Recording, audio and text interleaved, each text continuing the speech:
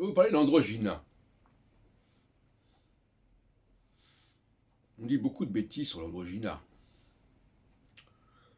Je crois que la meilleure façon de procéder, c'est de parler de la perte de l'androgyna.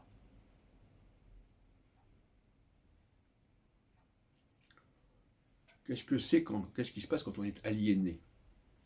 Qu'est-ce qui se passe quand on est aliéné par la machine ou par d'autres personnes qui veulent nous aider? Vous savez que le mot aide est est employé dans Genèse 2 ou 3, Ezer, Kenegdo, et les aides, il faut s'en méfier. Comme dirait d'ailleurs l'adage, protège-moi de mes amis, de mes ennemis, je me garde. Et les amis sont des gens qui veulent vous aider. Alors, on pourrait discuter là-dessus. Par exemple, on a eu l'autre jour un débat sur la culture générale. Donc il dit, ah ben oui, moi je peux consulter Google pour savoir ceci ou pour avoir la réponse à cela. C'est une forme d'aliénation. La personne est appareillée. Elle n'est plus dans l'androgyna. L'androgyna, c'est une autonomie. C'est la possibilité de maîtriser les choses. C'est pas d'être à la merci de tel appareil qui fonctionne, qui ne fonctionne pas. Une sorte de dépendance. Donc pour moi, l'androgyne, c'est avant tout quelqu'un qui n'est pas aliéné, qui n'est pas dépendant. Et si on veut voir la partie de l'androgyne qui peut éventuellement être atrophiée par cette dépendance, eh bien on parlera notamment de tout ce que la machine peut faire. C'est pour ça que la machine est quelque part la partie féminine de l'androgyne.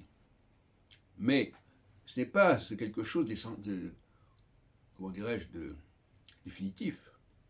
On peut toujours reconstruire son androgyna en étant de plus en plus autonome par rapport à la machine, ce qui est d'ailleurs un des objectifs de l'écologie, quelque part.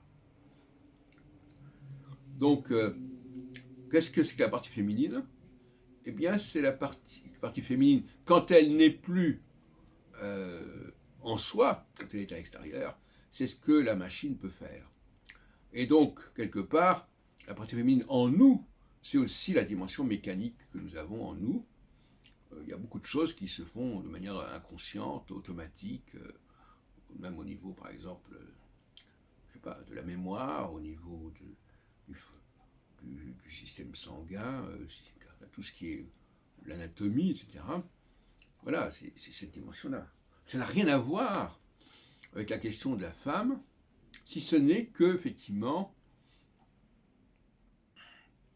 il y a au niveau symbolique, bon, je ne rentrerai pas trop dans les détails, mais enfin, la femme symbolise effectivement tout ce qui peut relever de l'aide, et donc de l'aliénation pour l'androgyne.